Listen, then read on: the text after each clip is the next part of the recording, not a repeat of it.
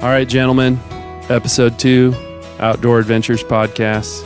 I got with me from West Slope Outdoors, John Guederos, first time on the program. Thanks for being here, John. Thank you for having me. And we got Dylan Williams, second time around, West Slope Outdoors as well. And we've got a guest with us today, Chris Hayden. And so Chris and I, say hi, Chris. Hello. We met each other through a home mortgage transaction, and I helped him buy his first home. And I can tell you, I knew I liked the guy when all he cared about was getting the wooden duck decoy from the house he was buying. That was the most important thing to him. Most people are like, how big is the yard? Does it have granite countertops? And he's like, no, I want that wooden duck decoy. If I don't get this, I'm not buying the house. So, yeah, that was a very big selling point for me. yeah. And so for me, once I knew that about this guy, I'm like, man, I like this guy. So today's episode, we're going to talk about fishing and specifically kayak fishing. So, that's the goal for today. And Johnny, let's start with you. It's your first time on the program, and I know you're a big fisherman. You've caught a lot of fish in your life.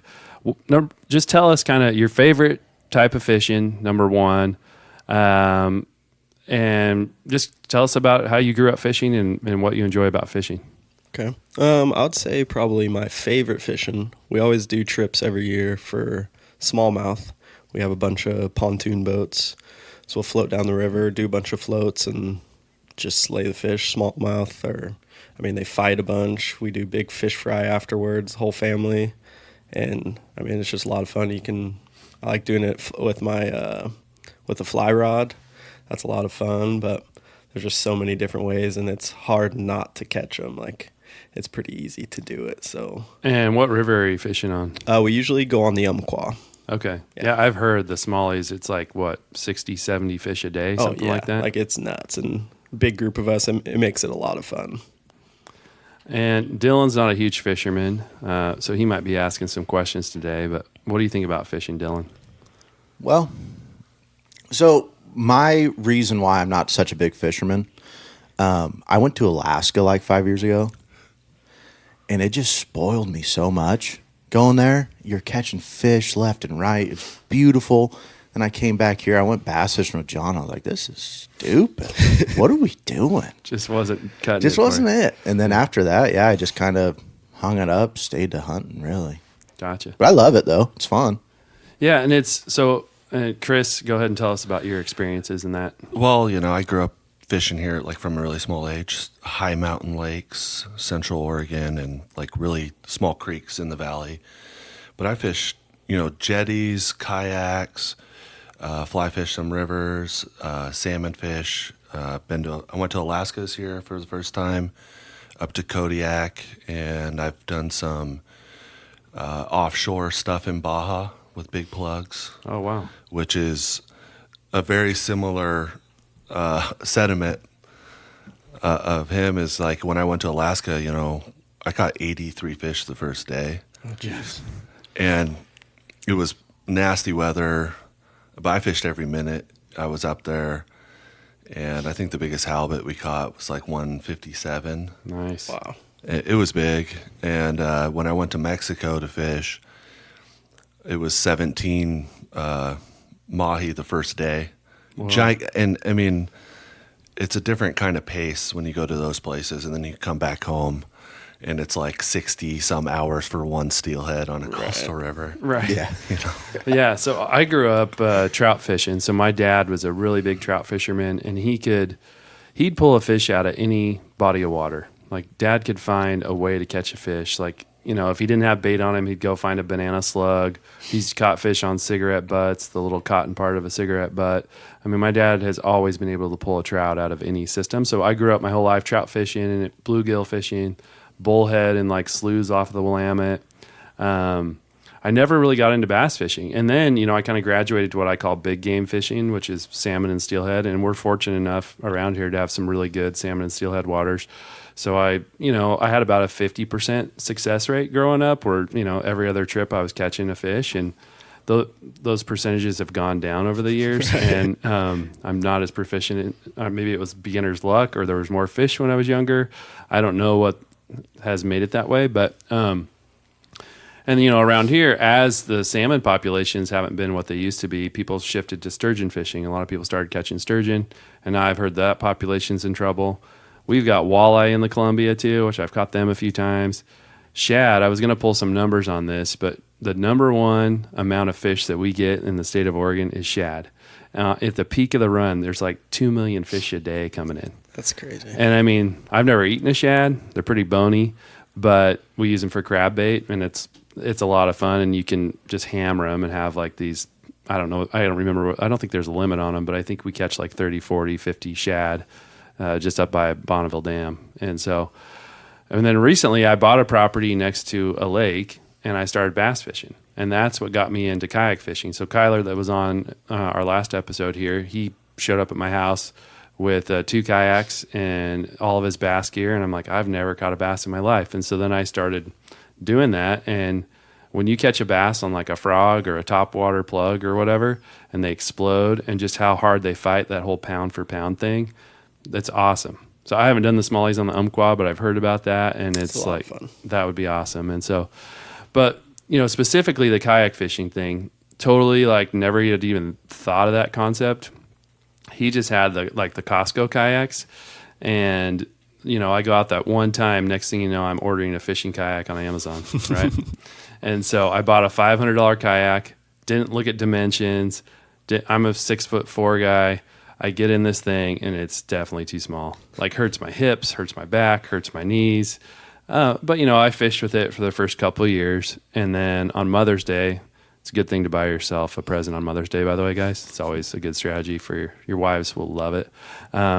But I went out and bought myself a nicer fishing kayak that was actually made for tall guys. And that's been pretty awesome. So I've got a couple rails, and I can have rod holders, and I could have a fish finder if I wanted to. And what I like about it, it's a more intimate way. You're on the water. You're close to the fish. They're right up next to the boat. But yeah, I think it's a pretty fun way to fish. I agree. And for me, it was, I don't always want to, I had a sled for a little while, and I didn't always like dragging it around just for myself. Or where we go to our house in Central Oregon, there's 19 lakes and rivers within 20 miles of our house. And the fishing there, I mean, you can jig kokanee, you can catch trout, big browns, and you can get a lot of just access that you wouldn't have before. But I had the same problem that you did. I'm 6'3", and I bought one like on an impulse on Craigslist, and I got out, and like for the first half hour it was fine, but after that, tons of problems with my back. And then you'll just learn how to get it set up, correctly for your size or what you're even doing.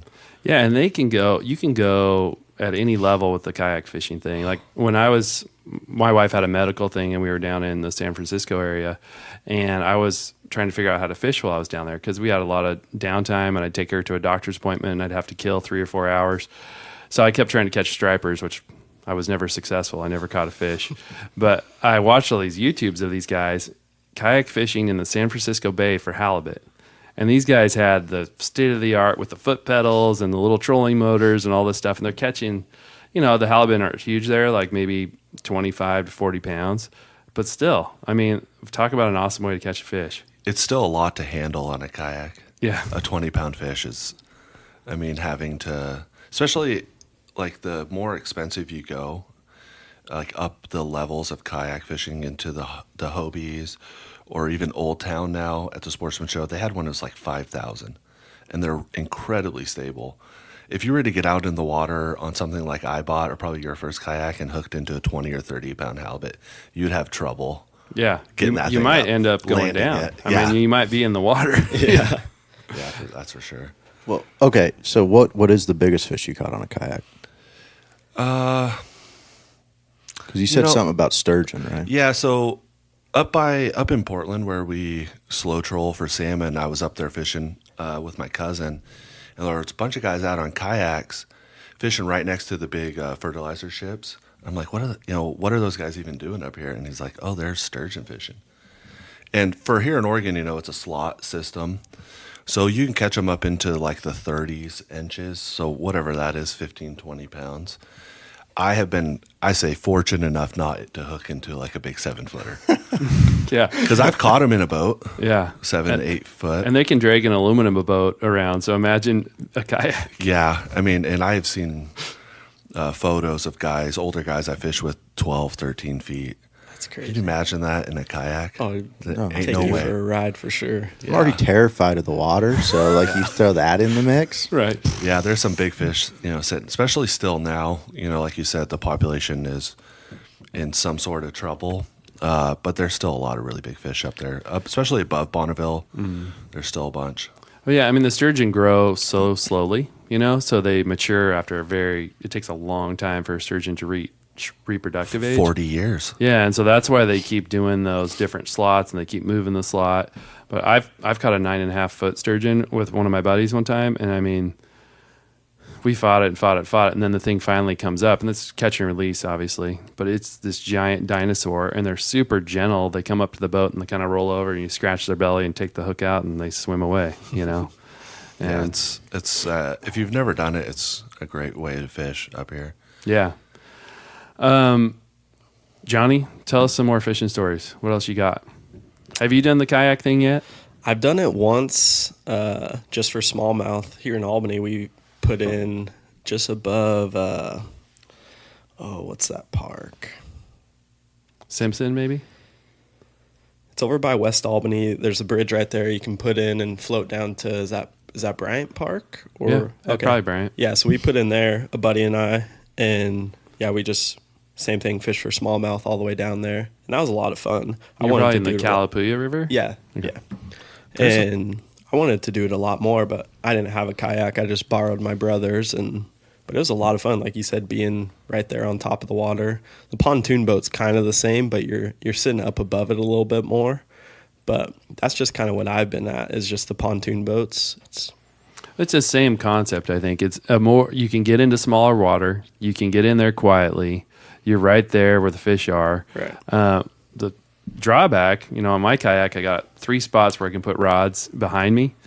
And sometimes you're so focused on getting at a fish that next thing you know, you're in the bushes and you're trying not to snap your rods or break your lines or. Yeah, there's a lot of my stuff sitting at the bottom of a river. Right. For sure. Yeah. Fighting a fish, or we do the float from Independence into Salem a couple times in the summer, and that can go 3 to 8 hours depending on how much you want to stop and fish. But there's tons of great smallmouth fishing, and it's when you get into like your entry level kayaks, like they're fine just to get out, but when you start like using that maybe as your main way you want to fish, you can get some of the more tailored kayaks that have, my kayak was $300. I bought it on Craigslist, and you should see it. It's like Frankenstein, all kinds of stuff on Duct it. tape. Yeah, I mean, tons of caulking like everywhere, because you want to put rod holders, and I have an anchor set up for like fishing the middle fork of the Willamette for steelhead.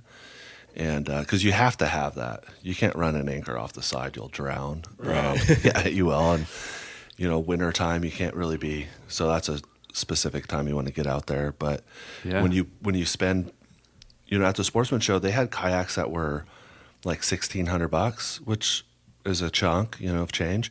But they're actually set up, and they're not a sit in; they're more of a sit on top, like the pontoon, which is a lot more comfortable and more stable. Yeah, to be mine's a little bit more that way. Sit on top, and it's pretty comfortable. My legs still get kind of numb after a whole day out there or whatever. But I've found, because I'm usually with somebody else who's in a kayak and they'll catch a fish and I want to take their picture. That's when I lose the most gear. I'm trying to take a buddy's picture and then all of a sudden my rod will plunk, and then when I'm in a lake, and I have recovered several of my rods that have gone in, but I've also lost a couple of them. So yeah, it's a fun way to fish, and I'd like to they do tournaments, bass fishing tournaments in kayaks specifically, and they give you, I think some of them you're weighing the fish, but I think most of the time you're just measuring, and you're going off of inches, and you because it's easier to get a measurement than a weight typically when you're in a smaller vessel. So Yeah, there's always in this, for some of the tournaments too, with the measure, you don't always have to kill the fish.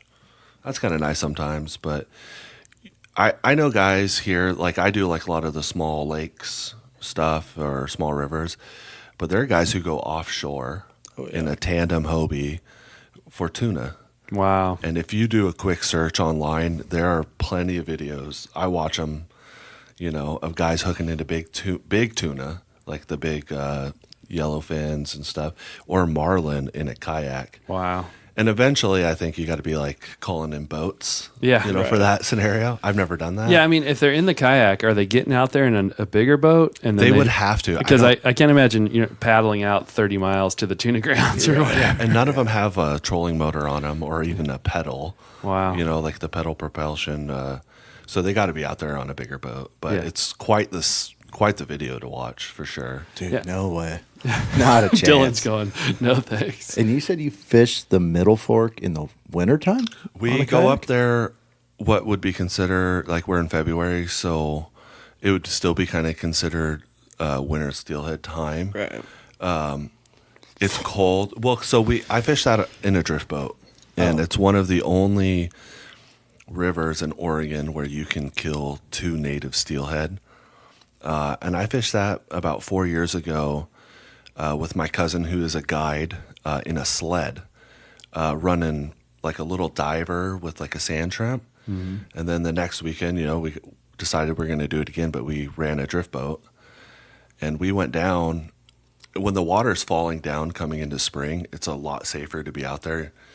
And my buddy and I were like, wow, we can do this in a kayak. We kind of know the holes now to fish. And so we did that. And if you catch it at the right time, it's not that bad, but you're going to freeze a lot. Yeah. And you got to be careful too wearing waders. Oh, yeah. I would rather not wear waders, or maybe just like a hip wader in case you go over the side. Yeah. In a drift boat, mostly you don't have to worry about that. Right. A kayak is something that you should kind of be proactive with your safety. Have you gone in the water in your kayak? I've not gone in the water in the kayak, but I have a large group of fishing friends, and we talked another guy in 5 minutes into his first. He loves to do it, but he went in, and it was in the summertime. We were bass fishing, and it was funny and all. I've gone down once. I was at the dock, and I took a phone call from one of my employees, and I was just talking to her. And the next thing you know, I had just turned to the side and I'm going down. I dropped my phone on the dock as I went in, and I was able to pull the kayak off the bottom because I was only in about 4 feet of water. Well, I'm telling you, I wouldn't make it away from the dock. As soon as I took a step in, I'm going down. No, you got to try it. We'll get you out there this summer. We'll get Maybe you on trying your it. lake. Yeah. But with a cable attached to me. So you to pull it back winch or in. something. Yeah, if you haven't been on one, like I didn't start in a fishing kayak. I started in an old town, like what you would think is a traditional kayak, and it's a 14-footer. I still have it, and it's a great kayak because you can actually see a lot of water in it. And I just use a really short rod, like a 5.5 foot little spinning rod, and if you don't use the dock to get in, you won't fall in. That's basically like the rule of thumb. Stay low to the And water. start in the summer where it's still kind of warm water the first 6 inches. Yeah, and that's the way you just kind of like rock yourself out into the water. And I always started, in Central Oregon where some of the lakes, they have like maybe it's like a no wake rule for the boat, so you don't have to worry about some guy on a ski boat coming and dumping you over. Right. And those high mountain lakes, they're cold even in the summer. Like if you go down in there, you're going to feel it. I'll tell you a story. I fished that lake. My grandfather bought our place in the 1960s over there, and so my dad's been fishing it since he was a small boy. And we fished this section of the Newberry Caldera over there. It's a giant volcano that has 2 lakes, Paulina and East Lake. And Paulina, where one of the docks is, it's like gentle sloping sand, and you can jig kokanee and catch trout. And then there's an area we call the rock slide, and it's basically just giant flat pieces of rock, like huge.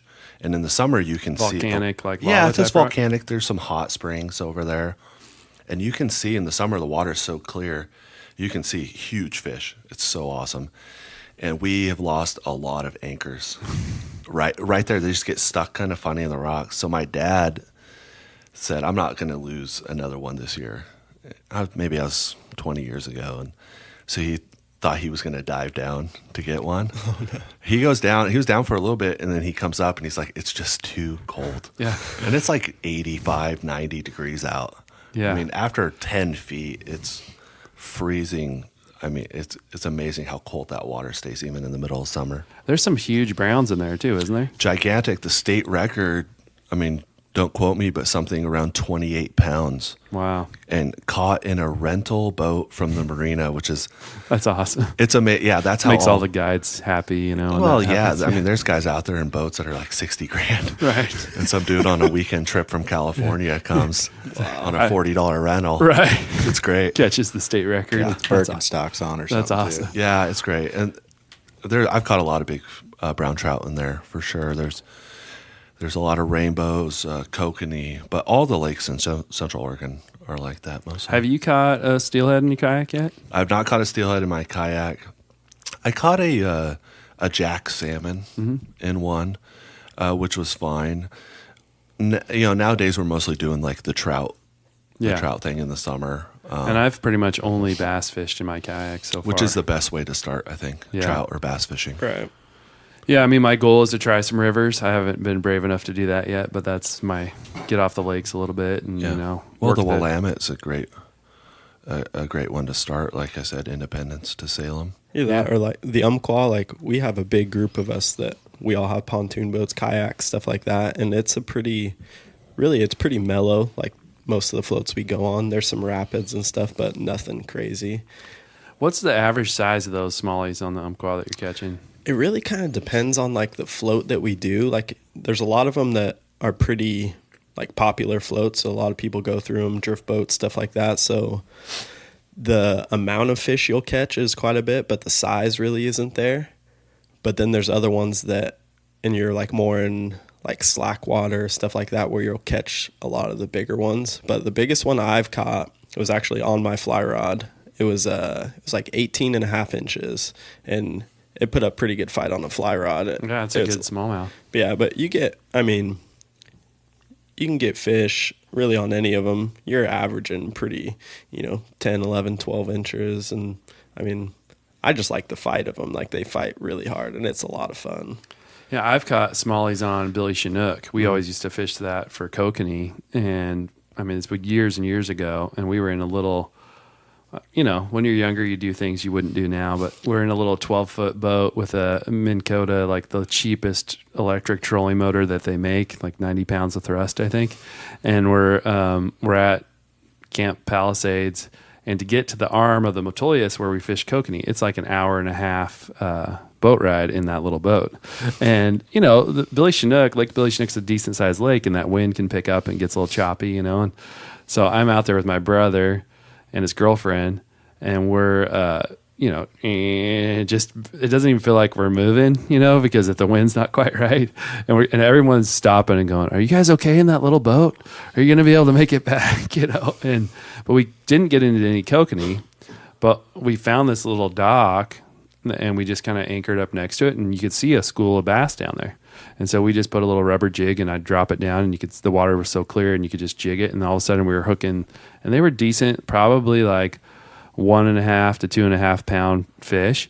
And I kind of caught the whole school and then let them go, and it was awesome. And that was my first time ever catching a bass. And I'm like, man, it's funny that we're talking about bass fishing in Oregon, because everybody always thinks of us as trout, salmon, steelhead, but we do have a lot of bass, and we have the walleye thing. I don't know if any of y'all have done the walleye thing. Mm-hmm. We've got shad. I mean, we've got a lot to offer around fisheries. And I've done the marlin fishing in Cabo, and I've, or the Dorado or mahi fishing there too. And they have an amazing fishery. Like you can hook a marlin and there's 3 circling your boat while you're catching that one fish. I mean, it's unreal, but it's very similar to catching an oversized sturgeon. So it's, what I love about what we have in our own backyard is we could catch any fish species and replicate a similar fight, like a salmon, steelhead, maybe almost like catching a tuna, maybe not quite. I've never caught a tuna. Well, I've caught a tuna in Hawaii, but they were smaller.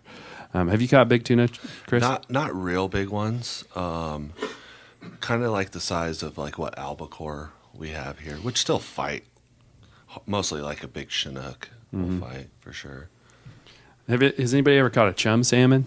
I've not. No. I'm not. So out here they're like a Chinook crossed with a steelhead, because I hear they jump and they go crazy, but they'll hold in a hole. Like, sometimes you hook a Chinook and you're like, is this thing foul hooked? Like, you can't get them off the bottom because they just hunker down. And Yeah, I've hooked into a couple real big ones up on the Columbia where you can feel the head shake before they start peeling line off, and it's quite the fight, and I've seen them caught up into the 50s up there, which is That's crazy. you got to be in some kind of good shape to really get into them. It's the same thing when you're doing the big offshore stuff. I like doing that because it's more like hunting than fishing. You got to get into big open water, trolling big plugs. well, someone needs to poke Dylan over there, because I think he's falling asleep. A little bit, yeah. But no, I do have a question actually for all three of you guys. I was just waiting for my time. And this is coming from a guy who fishes with an ultralight rod and every type of power bait out there, right? So you guys are each talking about different types of fishing, and I want to know the gear that's used for kayak fishing, gear that's used when you're out there on your pontoon, or whatever you do, Sam. I'm using mostly like ultralights between 5.5 and like 6.5 feet, spinning rods. I cannot use a bait caster to save my life, no matter how much I practice. It is like a skill set that I don't have. That makes me feel better. Yeah, if you can run one, you're a better fisherman than me. That's mostly what I'm using, and I use a lot of power bait in Central Oregon because it's trout fishing.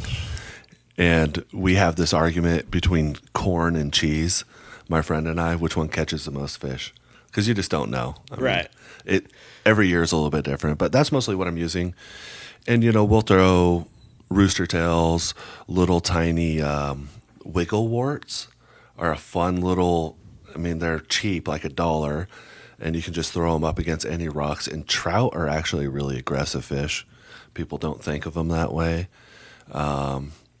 And jig rods, like Daiwa makes a little bait caster with a depth meter on it for kokanee, and some lakes you can kill 25 kokanee a day, which is a lot. And that's a good eating fish. You throw that in your smoker and you got something pretty tasty to eat for lunch.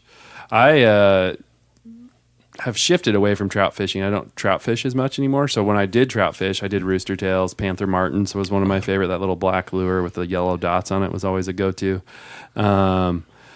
But we always fished like those red salmon eggs. My dad growing up would always fish those. And then power bait. We like the all natural garlic power bait. That's kind of our go-to flavor. Once you go to that and see, we used to like the rainbow glitter power bait too. It just seems really manly to put that on your hook, Makes your fingers smell real good too. Yeah, it's nice after to a while. lick your fingers after you've put on some power bait. yeah. It's a good way to spend the afternoon. Put it on a sandwich. Yeah, Nice totally. spread. Power bait's like each trout fisherman's superstitious about the power bait that they use. Yeah. It's so funny. Well, like my father-in-law keeps all of his in the fridge because he wants to maintain its quality and make sure it lasts longer. I don't know if it does or not. I put mine in a drawer in the barn. You open that drawer and you're like, oh, power bait in there, But as I've shifted away from trout fishing and kind of focused more on salmon, steelhead, and bass, like my bass setup, I probably have 18 different rods.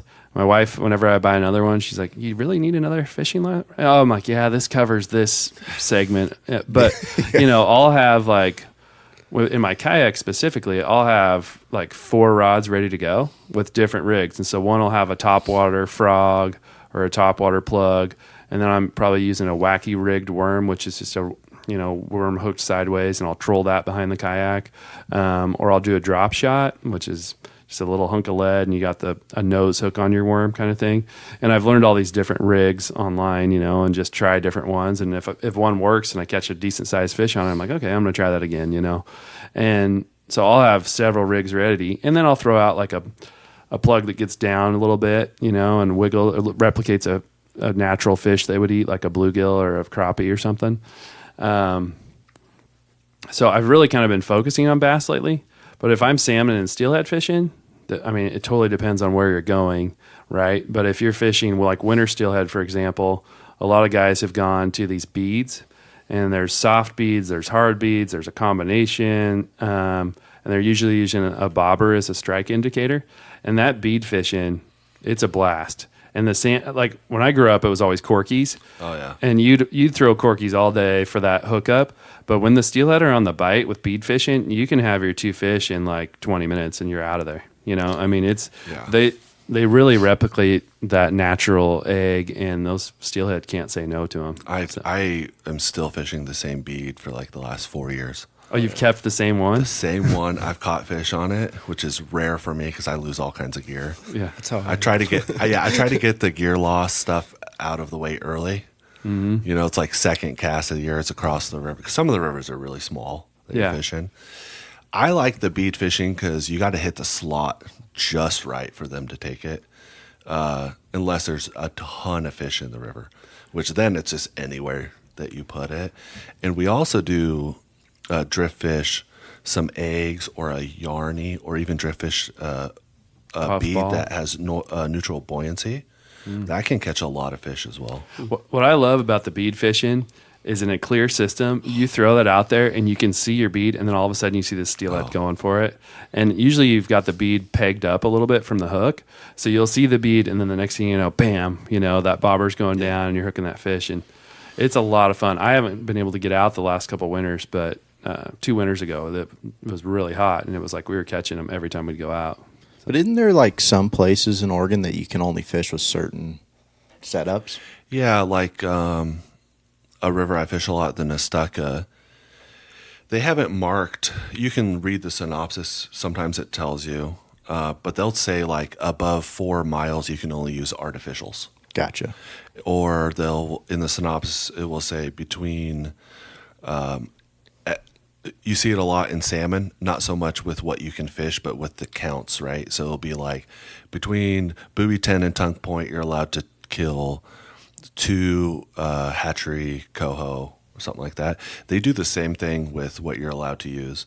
There's also regulation in how far, like the distances of parts of your setup. Like no more than Leader 36 length. inches Yeah. leader length from here to here. And so you kind of got to learn how to navigate that through time.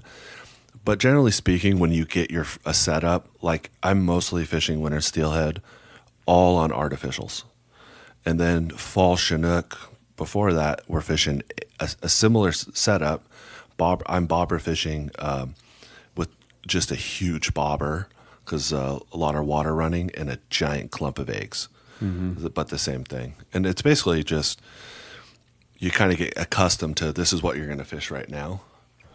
What's funny about fishing too is as that technology changes, if you're fishing with the old gear, people look at you like, what? You're still throwing out corkies? Or you're going to put a steely, which was just an old shiny lure. And I remember going on the Sandy Am one time, nobody's catching fish. Nobody. Like everybody's, oh, it's really slow. It's really slow. And that was back in the corky days before the beads. And I threw a steely on and went to the bottom of everybody else, hooked a fish on my first cast, landed it. I'm like, oh, wasn't that as slow as you guys were saying? And people are first looking at you like, you're throwing this big lure out here. This guy doesn't know what he's doing. And then you hook a fish, and then everybody gets pretty quiet. Yeah, fishermen are generally really judgmental. Yes, they to are. the guys sitting to the left and right of them. Yeah, without a doubt. I talked to a guy the other day who's a customer of mine. He also fishes a lot of the same rivers.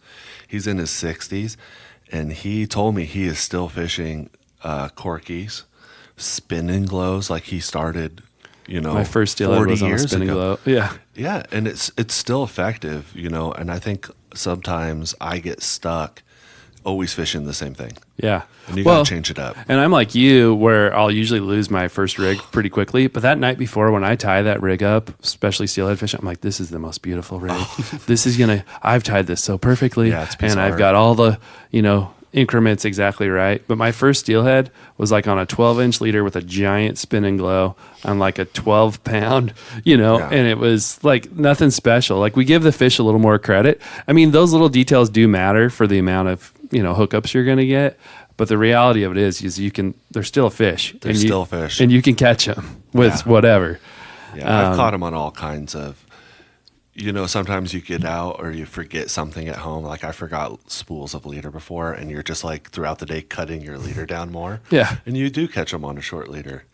Or, I think a lot of fishermen, especially when it comes to bobber fishing, are misjudging their depth a lot. I used to catch a lot of crap from my friends of dragging the bottom. I'm like, well, it's a winter. All the fish are on the bottom. Yeah. You have to. They stay like lethargic down in those pockets. Yeah, the And water's cold, and they're not gonna waste the energy unless No, you really they're not, get to them. And it's like you said, they're just a fish. Yeah. I mean, it's just a fish. We give them way more credit, I think, and they are smart. But they've got that instinct, and they see food, and then they're gonna go for it. And or it's that you make them mad enough, and they just are like, fine, I'm gonna bite this. Yeah, there are seminars and stuff going on all the time, and if you're a new fisherman, it's very beneficial to go watch. They're on free on YouTube. I've watched all kinds of stuff. Whenever I was going to try something new, salmon fishing, just go on YouTube. There's always someone else doing it, and then they will tell you all the mistakes that they made. Well, that's how I got into the shad fishing thing. So we'd gone on this walleye fishing trip, and we'd booked this guide at the Sportsman Show, and it was a cheap deal. And it was me and 3 of my buddies, and we stayed in this dive hotel, and then we went and caught a bunch of walleye the next day, and they're just fishing plugs in the river. And the way we did it, you didn't get a lot of fight because you had a lot of current, so you're kind of bringing in this wobbling fish. But if you haven't eaten a walleye, it's a real good eating food. And so we fried them up that night. Well, then we're on the way home, and we see all these people at Bonneville Dam on the Washington side and the Oregon side. And we're going, what are those guys doing? And so we go there, and you can see all the shad everywhere. And we're like, okay. So we just went on YouTube, watched a few videos, and shad will eat, like I could take the zipper off of my coat here and put a hook on it, and they would bite it, right? They're not picky. Or even like we've all talked about Alaska a little bit when we've done that Kenai fishing thing there. For the sockeye at least, those fish aren't typically biting. They're more of a filter feeder, right? And you're just getting a hook in their mouth. Johnny, tell us about your gear a little bit. When I'm doing the smallmouth off the pontoon boat, it's just fun for me. Like I like to use the lightest gear possible. Like I'm gonna lose fish, I'm gonna break off, whatever. But I think it's just the whole fight of it. Like you have to play them, you can't just horse them in, stuff like that. That's what I like to do. So I use it's small, 5.6, little feather light, just super light rod, like 4-pound test, and the smallmouth are fun just because they're so aggressive. There's the same thing. They'll bite really whatever you throw out there. But a lot of jigs and plastic worms, panther martins, stuff like that. And even like on the flies or the fly rod, kind of the same deal, just woolly buggers, really anything you can get out there. Yeah, and the bass world kind of looks down upon you if you use bait. So if you use worms or you use any sort of natural bait in the bass world, they're like, well, yeah, of course you can catch it on an earthworm, but like I'm using plastics, So that's just kind of, I learned that the hard way when I'd show up and I'd have my little worms in the background. They're like, what is that? Well, in case the other stuff isn't working, I could throw a worm on the bottom and catch something, Yeah, I had a run-in with that in Washington. Yeah. I was fishing at this lake we always go to, and there's this he called himself a professional bass fisherman. Don't know if that's true, but he looked good. He had all the gear on and everything. He was there from daylight till dark, and we were throwing power bait with like these, I don't know, these pink eggs hanging down off the edge of the hook like they were going to twirl when we were reeling them in or something. And this guy goes, hey, what are you doing? And he kind of gave us the business about it, and then he gave us some of his bait, hooked us up, and we started catching fish left and right off of what he ended up giving us. And then he didn't catch a single fish all day.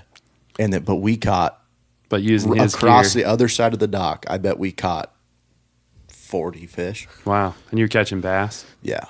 It was so much fun. Well, and that's the thing. You have a day like that, and then you try to replicate it, and it might be totally different the next time. Or you don't know if it's barometric pressure or something that pushes the fish. We had time on our little lake where the fires had happened. This was a couple of years ago, and the sky turned black as well out there at the lake, and the sun was that bright orange. And my niece is out there next to my dad, and all of a sudden she's just catching big bass after big bass after big bass. Like 9 or 10 in a row right off the dock. And I'm like, I've been trolling this lake with my kayak, and I've caught 2, and you just caught 10 right on the dock, Yeah. Explain that. It looks like Mars outside, Yeah, exactly. and she's catching tons of fish. Yeah, it was an awesome scene. I mean, it would have been cool to have the video camera rolling on that one. We did actually, she hooked a monster. Like, the thing on my little lake is we've hooked some big fish, but we haven't landed them to know kind of how big they actually are. But this thing, she just kept going and going and going, and we tightened the drag a little too much and snapped. And I don't know how big that fish was. I would have loved to have seen it. But, you know, like hunting, you're going to have days on the water where you're not going to catch anything. But I always say, just like on our hunting trips, it's like a day in the woods or a day on the water is much better than a day doing probably about anything else for me, you know? Same. Yeah, it's the same for me. Yeah, and I don't know. There's so many different ways we could talk about different things. There actually is a professional bass fisherman in this area. His name is Jay Yellis, and I would love to get him on the show. But Jay, he actually gets out there in the Willamette and catches just monster bass. But he's been on like the tour, you know. That's cool. Yeah, and he's a super cool guy, just really down to earth. And He's on the tour, you said? yeah, Like like Tiger Woods? well, professional bass fishing tour. Different you know? tour. Okay. Yeah, I don't know what the acronym is for that. I'm not sure, but it's serious. No, it's big money, and obviously we've seen all those recent scandals on these tournaments. The with walleye guys tournament? yeah, the guys putting weights inside the fish and that stuff. was so crazy. Yeah, and I mean, everyone's always suspected that, you know, but I think it's like now they're going to really start watching it closer. That was hard for me to watch. Yeah. That just not just the cheating thing, because I think a lot of those guys, it's not about the money. You know, they just like to get out. But the look on the guy's face was like, oh no, this is bad. Yeah. You know, and just like I felt a little bit of that, like that shame. I'm like, God, dude, I had to turn it. Well, these You know? the fisherman's tales, you know, for That's years awkward. we always talk about the big one that got away, right? That's always, or we always say, yeah, it was just this small. And I've learned, you know, the closer you hold the fish to the camera, the bigger the fish looks. That's So a I've good learned thing. when I'm doing a fish picture, I'm holding that baby as close to the camera as I can. You know, they're like, man, that fish was big, and you're like, yeah, it was 7 inches, but it looked big. Yeah. Yeah, I tell people fishermen are all liars. Yeah. I caught so many, you know. Yeah. But that tournament situation, it definitely tainted it things a Oh, little it just bit. gives the whole thing a bad look. Yeah. It gives fishermen, outdoorsmen, but you know, there's this thing for hunting anyway. You know, they do those coyote tournament things, which, you know, I don't know how I feel about that, but just by association, the word tournament, that's Right. going to give that people are going to come down on everything a lot more. Oh, true. Yeah, no, you're right. Well, I got one more question. Oh, he does. I was No, about ready I'm- to wrap us no, up. I'm but firing I away, knew dude. I got he loves someone fishing has so to. much. He's like, let's keep talking about it. Yeah, well, honestly, I'm learning a lot, you know, so I'm curious. Yeah. Maybe I'll get back into it. We'll get don't you know. out. This summer, you're going to come fish with me. Another Cheetah Lake trip is in your... No. I'll never fish that place again. But like different times of year, obviously you're wearing different gear in these fishing scenarios. I see you wearing a Sitka sweatshirt, so this is where I'm going. When you're out there in the wintertime, what kind of gear you rocking? So I have a pair of waders from a company called Drift up in Washington. They're actually reasonably priced. They're not as expensive as some of the other brands. And then I'm wearing sweats underneath. I used to always wear jeans until a friend of mine said he rubbed a hole in his waders right at the side of his knee. And I was like, I've never thought of that. And when I spend several $100s on a pair of waders, Yeah. you know, and then boots, I'm using Corkers. They are a little, I mean, they're not expensive, somewhere around $200, but you can find them on sale all the time. And I always, you know, I'm a size 13 in most of the things I wear, but you got to go up a full size or your feet. You know, in the winter, it's so cold. And when you're standing out in the water, you're actually getting the compression from the water, your boots, the waders. And if your shoes or your wading boots are a little bit too small, it hurts. Like there were days where I could not feel my feet. Yeah. And after 5 hours, you start getting worried a little bit about it, but you can't say anything. So that's the first time I've heard that, and I've probably always bought the wrong size shoes. Yeah, so that's a good tip. I bought, Probably got gout. Yeah. yeah. Well, I was waiting for the gout to come There into it play is. here. That could There it is. But last time I was winter steelhead fishing, I did have gout. And so I'm on the bank, and my buddy had hooked a steelhead, and I'm gimping to go get the net. And he's telling everybody on the bank, he's like, he's got gout. Someone else get a net over here. That's awesome. He's not going to get here quick enough. Yeah, that's awesome. So, yeah. That's just something to think about because I have always been one of the guys to where I always bought cheap gear, and you start running through your gear really fast when you, especially wading.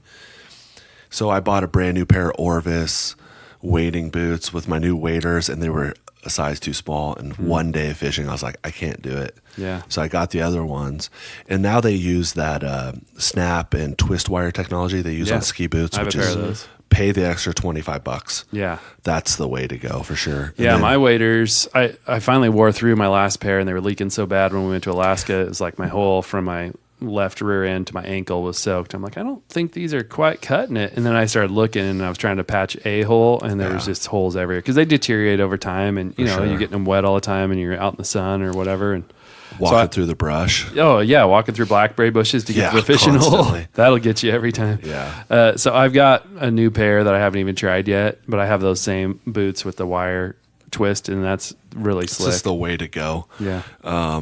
And then, like I said, I'm wearing sweats underneath, just trying to stay a little bit warm, and some thick socks because the water is freezing cold, and it's cold outside too. Mm-hmm. And then just sweater, beanie. For and a me in little the pack. kayak though, I'm pretty chill. Like I got those Columbia sunproof type shirts that have like the hood on them, and so that I don't get so sunburned out there on the lake because the water's bouncing off the lake.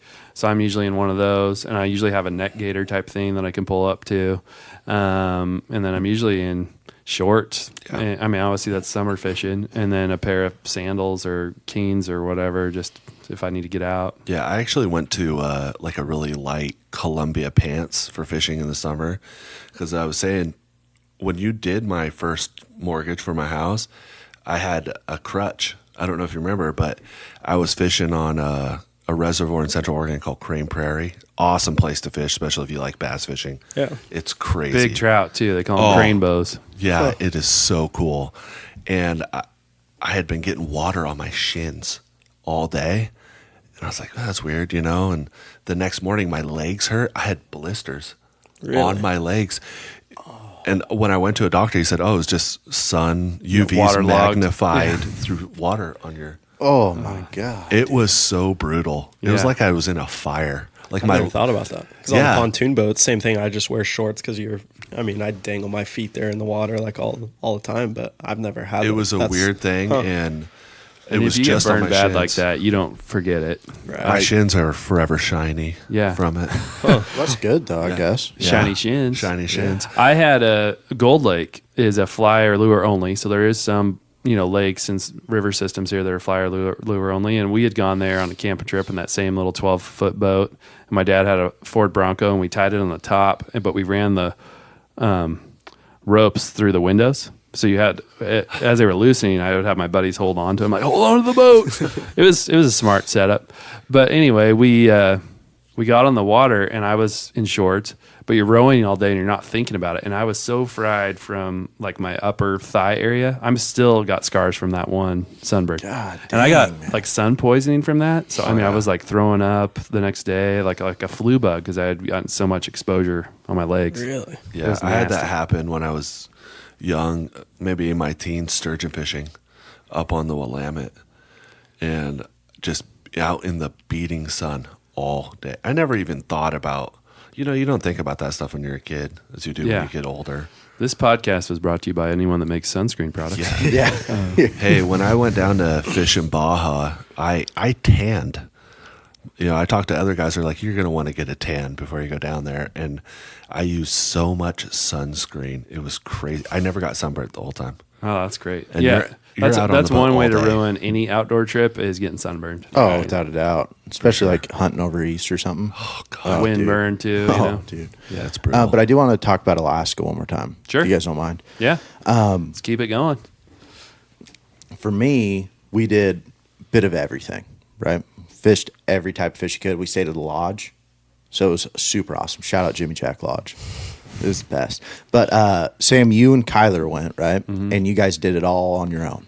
Yeah, so we just did a DIY. We rented a travel trailer on VRBO that this guy had parked right across from the Kenai River. And then that's when car rentals were like $3,000 a week.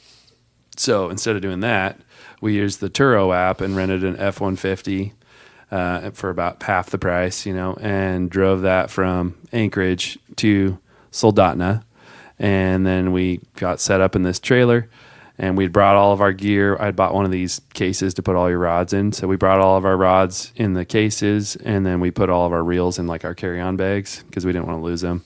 And then in our checked bag, we had all of our gear. So, I mean, over there, because we were mostly targeting the reds, where my mind just went blank for some reason. Sockeye? Yeah, there you go. Yeah. So we were going fisherman. for sockeye mostly, right? But on that Kenai, I mean, you can catch steelhead, you can catch big dolly varden, you can catch Chinook.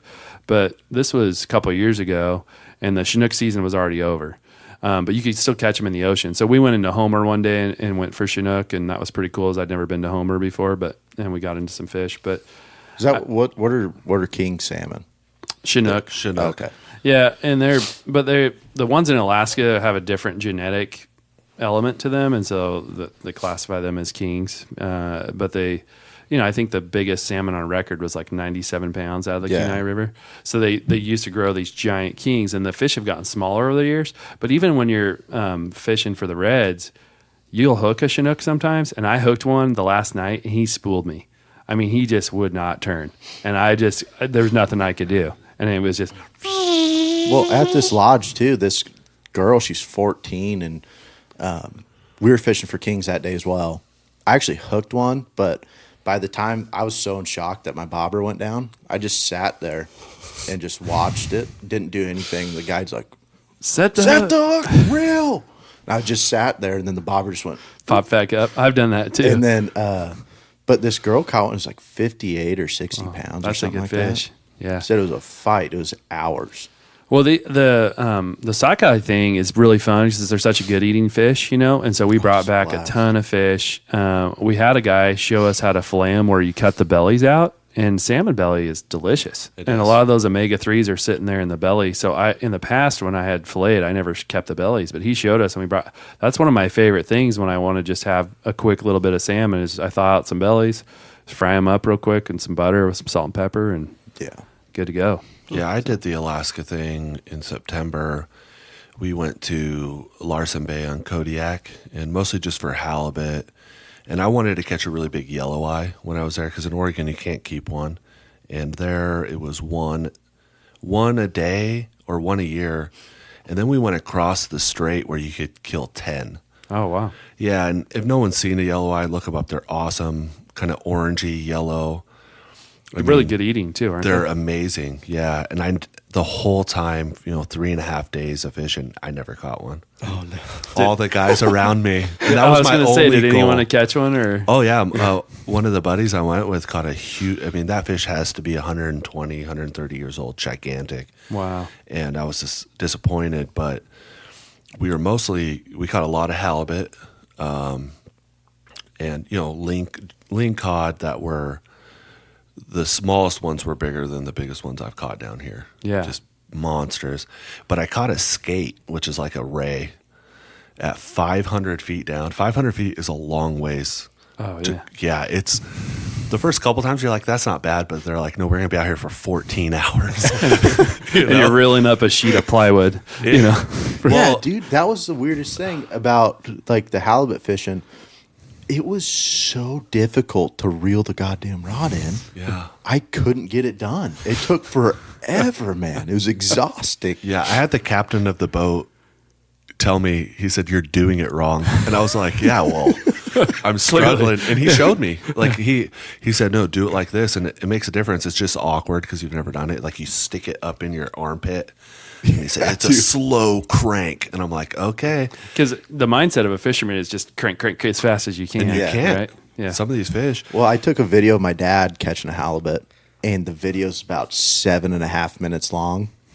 Don't even see the fish. Yeah. Isn't that amazing? Just him reeling. Like the freaking weights or whatever you freaking call them, use it, are 5 pounds or something. Oh, They're my just God. giant. So just getting the weight off the bottom. Yeah. Bigger than most fish you catch, Yeah, I hooked into that skate, and I think the biggest halibut I caught was like in the 40s or 50s, right? I mean, we weren't weighing them, but you can kind of eyeball it. And I hooked into this fish. It was just at 500 feet, and I'm cranking it up, and it's having head shakes. And the captain guy, Jim, just a killer captain, this guy. He's like, oh, yeah, that's a big halibut. And I'm like, finally. And it gets to the top and he goes, nope, it's a skate. And then the hook came out and I was like, I never even brought it up, but who knows how big it was, right? You It was can't really, big. they're so big. And then we got into a whole bunch of, they are a Pacific cod, like the skipper's fish and chip. Yeah. Those are big fish. Oh yeah. They're actually, I was they like, what fight? is this? Yeah, they fight all right. By that time, I was so tired of 3 days. It's like anything was going to fight real hard, And I was like, what is, because I'd never seen them because we don't really have them down here. And he said, oh, that's the best eaten fish up here. Yeah. And they mostly catch all those that we're eating in the winter because I guess in the summer they get wormy. Oh. So they use them for bait. Up Crab there. bait, a lot of crab bait, right? Yeah, and they had I stayed at a lodge called Kodiak Island Resort. Awesome, like the best experience. Like if you've never been up to Alaska, that's the way to go. Find a lodge. Mm-hmm.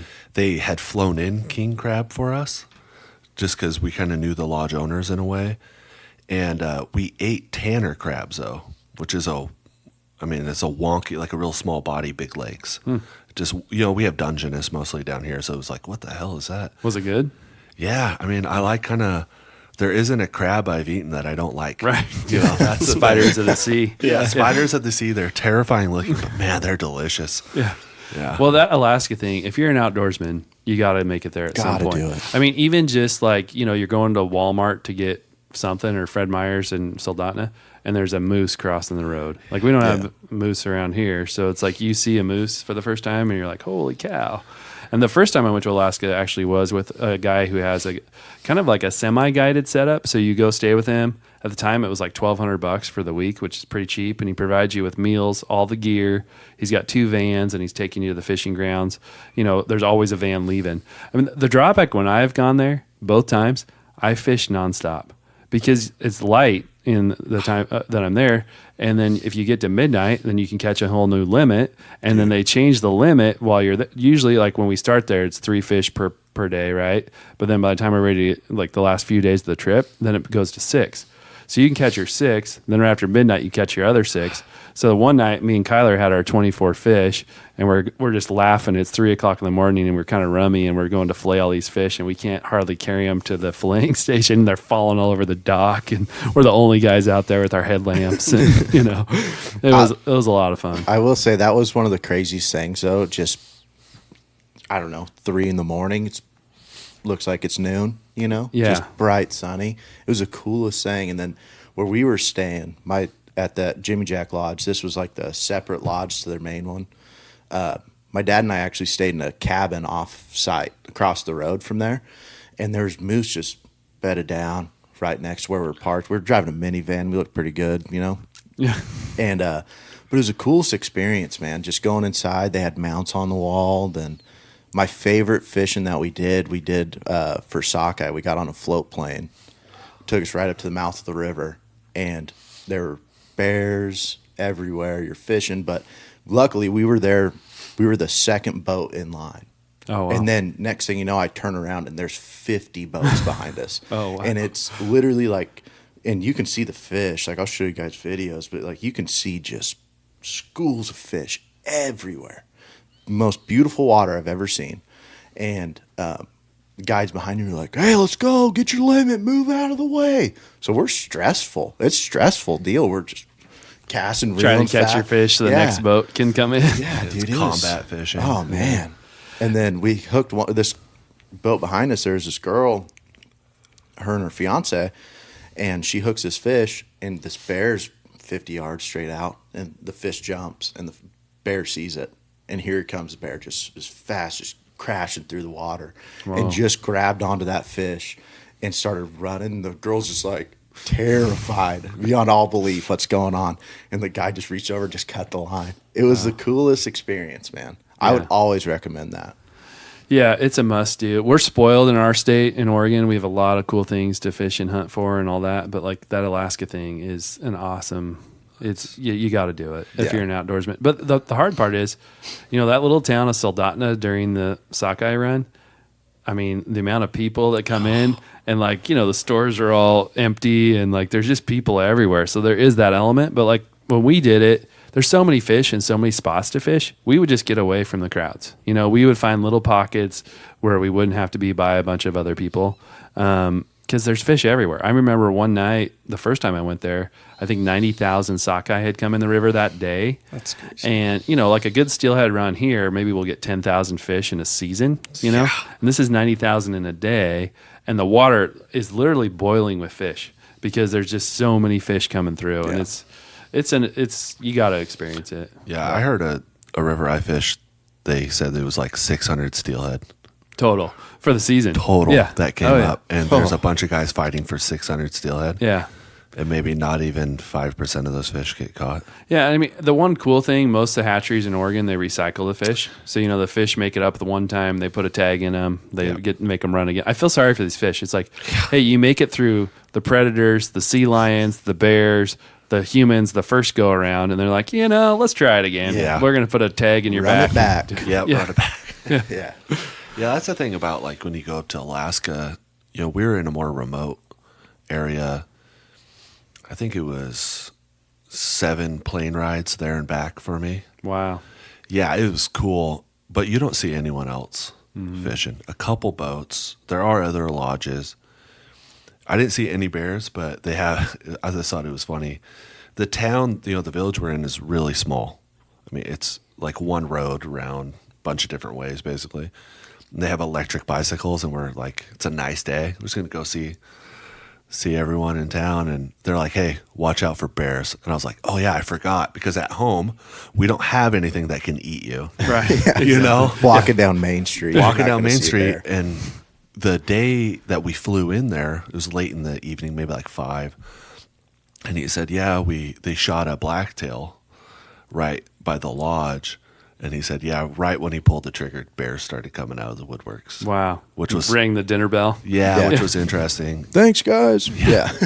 So I didn't see any of them until we went to Katmai across the strait to a place called Geographic Bay, which is one of the most beautiful places I've ever been. That's the thing about Alaska. The landscape is aggressive Oh, man. compared to anywhere else. And we got in on some grizzlies, and the captain, Jim, he's like, this is where, what's his name, Grizzly Man got killed. Oh, wow. And I was like, wow, that's wild. You know, that's to think that's right here. Yeah. And we got back at the lodge, and he said, and that's the guy that found him right Oh, there. wow. The guy who owns the float planes. He's an older gentleman now. Yeah. Because that's been some years since that happened. Yeah, that's crazy. Yeah, though. that was cool. But just the wildlife, you know, there was a fox hanging around the lodge. We have no foxes left in Oregon that I've ever seen. I've never seen one. I've never seen one. My parents got a few on their place. Oh, do they? But they're rare. Yeah. And then, like, at Public Works in Corvallis, right off 99, there's foxes all over the Really? Public Works yard. Huh. I was going to have to go get a backhoe. One crawled out of the bucket, took off running. Like your traditional red fox? Yeah. That we all So- picture. I would love We to have get 2 one. at my work.